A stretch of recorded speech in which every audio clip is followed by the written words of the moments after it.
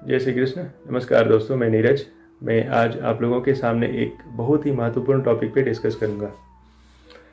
जरा सोचिए, आज जिन बच्चों ने टॉप क्लास के इंजीनियरिंग, मैनेजमेंट या अदर कॉलेजों में डिग्री लेकर बड़े बड़े सपने देखे हैं, उनके साथ क्या होने वाला है। आने वाले 5 सालों में आधे से ज़्यादा लोगों को नौकरी मिलनी मुश्किल हो जाएगी। पहले ग्राहक सेवा मतलब कंज्यूमर सर्विस में नौकरी को सेफ माना जाता था। अब वहाँ भी एआई घुस गया है। एआई कह रहा है आपका कॉल हमारे लिए महत्वपूर्ण है, लाइन पे बने रहिए, लेकिन आपकी नौकरी अब महत्वपूर्ण नहीं है। एक भाई साहब तो इतने फ्रस्ट्रेटेड लग रहे थे, उन्होंने कहा कि टॉप के इंजीनियरिंग, मैनेजमेंट और दूसरे कॉलेजों की डिग्री लेकर भी जॉब ढूंढना वैसा है जैसे पीएचडी करके घर में आलू छिलना। मैंने कहा वास्तव में ये सिचुएशन सीरियस है। तो एंथ्रोपी के सीईओ साहब डेरियो जी कह रहे हैं कि अगले 1 से 5 सालों में 50% तक early stage white collar jobs खत्म हो जाएगी। बेरोजगारी की दर 10 से 20% तक पहुंच सकती है। ओपन एआई के अल्टमैन साहब कह रहे हैं कुछ तो पूरी तरह खत्म हो जाएगी। अब वास्तव में एआई इंसानों की जगह बहुत तेजी से ले रहा है। अब हर जगह एआई ही एआई दिखेगा आपको। कुछ समय पहले तक ये सिचुएशन था कि आपको एक छोटा सा इमेज बनाने के लिए काफ़ी मेहनत करनी पड़ती थी। पेंटर्स को हायर करिए, फिर टेक्नोलॉजी डेवलप हुआ, फिर भी बैठ के पेंटिंग करिए डेस्कटॉप पे। काफ़ी टफ काम होता था। इवन सॉफ्टवेयर की हेल्प से भी बनाना बहुत टफ होता था। लेकिन आज जस्ट प्रॉम्प्ट लिखिए, इमेज हाजिर है। तो डेवलपमेंट बहुत तेज़ी से हो रहा है। वो सिर्फ एक एरिया में नहीं हो रहा है, बहुत सारे एरियाज में हो रहा है। चाहे वो आपका दफ्तर हो, चाहे बैंक हो, चाहे हेल्थ इंस्टीट्यूशंस हो, चाहे एजुकेशनल इंस्टीट्यूशंस हो, किसी भी जगह में ऐसा नहीं है जहां एआई नहीं हो। तो अब सिचुएशन धीरे धीरे धीरे धीरे टफ होता जा रहा है। इवन एआई के जो गॉडफादर बोले जाते हैं हिंटन साहब, तो घबराए हुए कहते हैं कि अगर सरकारें और नीति निर्माता न चेतें, अगर वो न सावधान हुए, तो ये तकनीक ही मानवता के खिलाफ हो जाएगी और हमें अपनी ज़रूरत पे शक होने लगे कि भाई हम धरती पर हैं क्यों, हमारा क्या रिक्वायरमेंट है। एमआईटी के एक अर्थशास्त्री हैं डेविड साहब, कहते हैं कि एआई के कारण कौशल की कीमत गिर सकती है, और जब कौशल की कीमत गिर जाएगी और कम कौशल वाले लोग हो जाएंगे एआई की रिस्पेक्ट में, तो फ्यूचर कैसा होगा आपको जानना है तो आप हॉलीवुड का मैड मैक्स मूवी देखिए, आपको समझ में आ जाएगा। और कम वेतन, जाहिर है कि आपका सम्मान घटेगा, क्योंकि जेब हल्की होगी तो सम्मान भी हल्का हो जाता है। अस्तित्व का भी संकट आ सकता है। वर्ल्ड इकोनॉमिक फोरम की फ्यूचर ऑफ जॉब्स रिपोर्ट 2025 में साफ साफ लिखा है कि 2030 तक 92 मिलियन जॉब्स खत्म हो जाएगी। लेकिन वो ये भी लिखता है कि एआई के कारण 78 मिलियन नई जॉब्स बनेगी। अगर आप फिर देखना चाहेंगे कि 78 मिलियंस में जॉब किस तरह का होगा, तो पता चलेगा वो होगा प्लम्बर का, क्लीनर का, ड्राइवर का, असिस्टेंट का, ऐसे ही जॉब होगा। जो वास्तव में high profile white collar jobs होते हैं वो बहुत कम होंगे, क्योंकि वो ऑलरेडी एआई से रिप्लेस्ड हो चुके होंगे। तो सवाल ये है कि क्या हमारे लोग, हमारे नई जनरेशन उन नौकरियों के लायक बन पाएंगे जो थोड़े से होंगे लेकिन वो मतलब हाई पेड होंगे। तो लाखों घरों में संकट आ सकता है। और ये सिर्फ भारत का प्रॉब्लम नहीं है, अमेरिका और यूरोपियन यूनियन में तो ऑलरेडी हो चुका है। वहाँ पर एंट्री लेवल के जो जॉब पोस्टिंग्स है उसमें 43 to 63% का गिरावट ऑलरेडी हो चुका है, और इसका रीजन एआई है। तो सोचिए दोस्तों, ये चेतावनियां हवा में नहीं है, ये आज की सच्चाई है। और अगर हम अभी भी नहीं जागे तो आने वाला कल हमसे आगे निकल जाएगा। ऐसा नहीं है कि इसका कोई सॉल्यूशन नहीं है।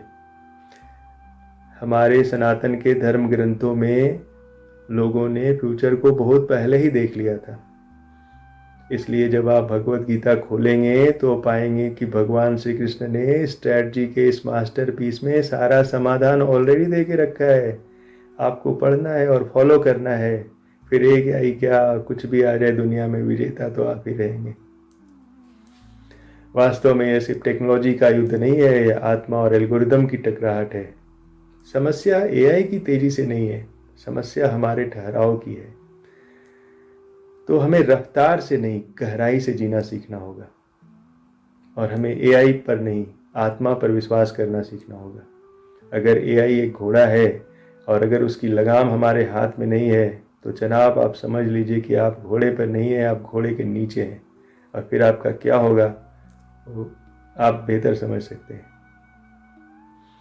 आज वास्तव में हुआ क्या है कि हम टेक्नोलॉजी के साथ इतना बिजी हो गए कि अलार्म भी एआई सेट करता है, ड्रीम भी एआई जनरेट करता है, और हम जागना भी भूल गए।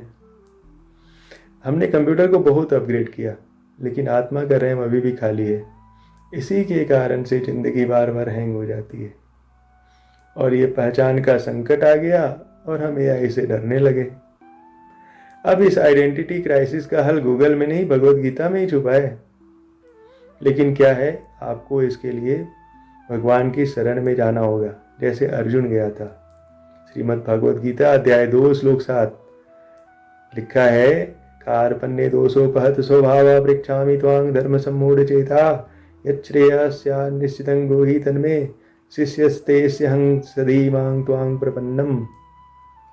यहाँ पर अर्जुन भगवान श्री कृष्ण से कह रहा है, हे माधव, मैं कायरता के दोष से अभिभूत होकर धर्म के विषय में पूरी तरह से भ्रमित हो गया हूँ। मैं आपकी शरण में आया हूँ, मैं आपका शिष्य हूँ। कृपया निश्चित रूप से मुझे बताइए, मेरे लिए क्या श्रेयस्कर है, मुझे मार्गदर्शन कीजिए।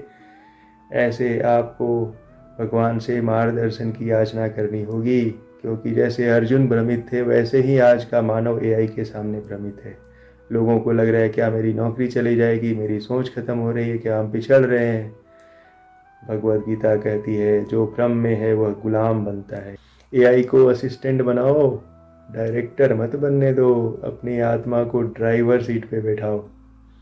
मशीन जितनी तेज दौड़े, आत्मा की एक उड़ान सब सीमा तोड़ देती है। आपकी सबसे बड़ी ताकत यह है कि आप स्वयं चैतन्य हैं। मशीन रिएक्ट करती है और मानव रचता है। फिर आगे भगवत गीता में आपको और भी चीज़ें मिलेंगी, आपको मोटिवेट करने के लिए, रास्ता दिखाने के लिए। तो एआई को हराने का दूसरा ब्रह्मास्त्र है निष्काम कर्म और रचनात्मकता। श्रीमद् भागवत गीता अध्याय 2 श्लोक 47 में लिखा है, कर्मण्येवाधिकारस्ते मा फलेषु कदाचन मा कर्मफल हेतुर्भुः मा ते संगोऽस्त्वपि कर्मणि। भावार्थ ये है कि आपका अधिकार केवल कर्म पर है, फल पे नहीं। एआई तो सिर्फ डेटा प्रोसेस करता है, लेकिन जो कृष्ण भावना भावित ध्यान समर्पण में डूबा हुआ कर्म होता है, वो डेस्टिनी को प्रोसेस करता है। तो जहाँ पर एआई रिजल्ट ओरिएंटेड है, वहाँ पर कृष्ण भावना भावित कर्म रिजोल्यूशन ओरिएंटेड होता है। तो वास्तव में आप जो ध्यान, तप और प्रेरणा से सोचते हो, वो कल्पनातीत फल लाता है, कल्पना से भी परे। यही वो शक्ति है जो एआई कभी प्राप्त नहीं कर सकता है। जिसने ध्यान में बैठना सीख लिया है, वो मशीनों की रफ्तार से नहीं डरता है, क्योंकि उसकी गति समय के बाहर है। तो आपको इस तरह से भगवत गीता के हर श्लोक पे जाना होगा, उनको जीना सीखना होगा, उनके साथ मनन करना होगा, चिंतन करना होगा। आपको 1000 रास्ते मिलेंगे इन सारी समस्याओं से लड़ने के लिए। दूसरों की दौड़ में हिस्सा लेना आपको थका देगा, लेकिन स्वधर्म की राह पर एक पग भी आपको मुक्त कर सकता है, क्योंकि यही आत्मा का सिग्नेचर स्टाइल है जो ह्यूमन को बाकी लोगों से अलग बनाता है। तो ये अनदर इंडिकेशन है भगवत गीता से आपको कैसे संभालना है सिचुएशन को। अध्याय 3 श्लोक 35, श्रेयान स्वधर्मो विगुणः परधर्मात् स्वनुष्ठितात् स्वधर्मे निधनं श्रेयः परधर्मो भयावह।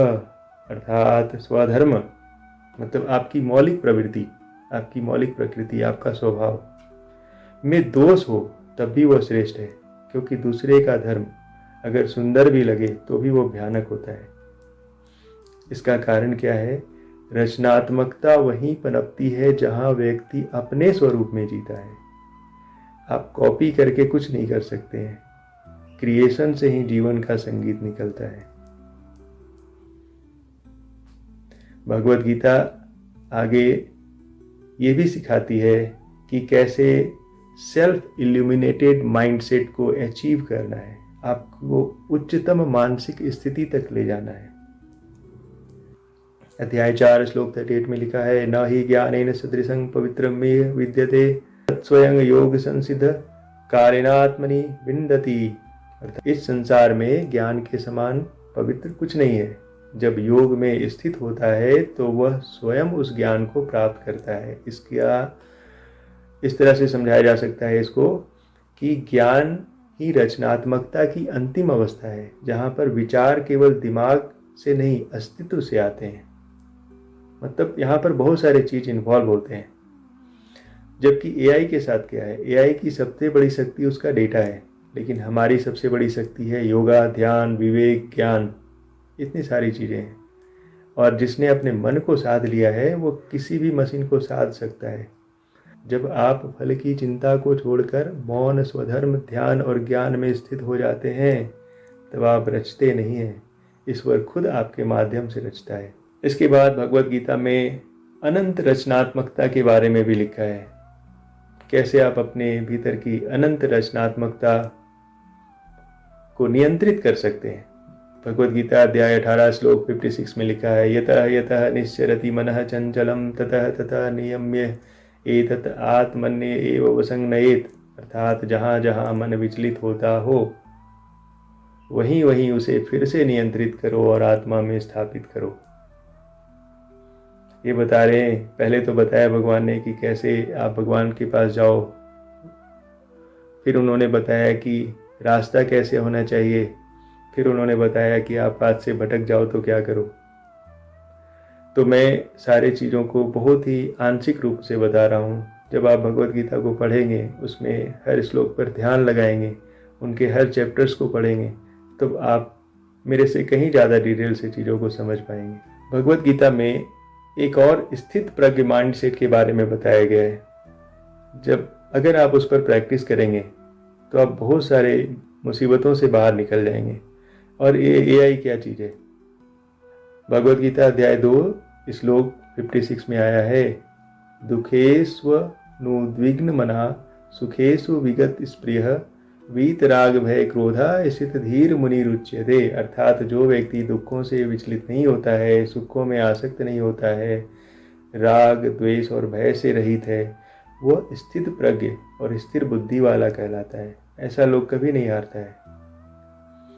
तो यह अवस्था वास्तव में सुप्रीम स्टेट ऑफ कॉन्शियसनेस कहा जाता है। यहाँ से रचनात्मकता सहज रूप से प्रस्फुटित होती है, क्योंकि भीतर कोई अवरोध नहीं बचता है। यही तो अंतर है, एआई में आत्मा नहीं है और आपके पास बहुत कुछ है। तो इसलिए वह शुरू तो कर सकता है, लेकिन हमारी तरह पूर्णता कभी नहीं पा सकता है। एआई जितना तेज भागे कोई फर्क नहीं पड़ता है, आत्मा की उड़ान हमेशा अनंत है। तो आप जागिए, क्योंकि ये टेक्नोलॉजी की जंग नहीं है, चेतना की क्रांति है। अगर आप ठान लें तो किस्मत की कोडिंग भी बदल सकती है। वास्तव में हर युग की सबसे बड़ी क्रांति बाहर नहीं भीतर घटी है, और इस बार भी तकनीक के शोर में मौन की गर्जना ही इंसान को अमर बनाएगी। जय श्री कृष्ण।